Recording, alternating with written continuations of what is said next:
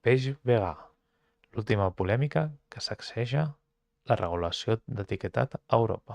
A veure, l'última no serà, perquè mentre hi hagi productes vegans hi haurà aquesta polèmica per una causa principal. Hi ha dos tipus d'indústria, la que s'adapta i crea els seus propis productes per guanyar mercat i la que plora, plora, plora i es queixa fins a aconseguir que una eurodiputada espanyola faci un informe al respecte.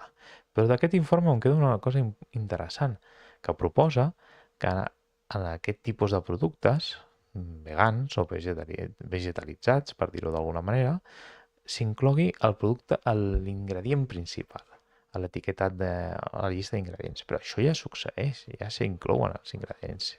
I el principal és el primer que surt. I també proposa que s'indiqui el nivell de processament. I jo a tope amb això, però que ho facin en tots els productes, perquè és informació interessant saber el nivell de processat que té un producte, que igual ens sorprenem i surten productes de peix més processats.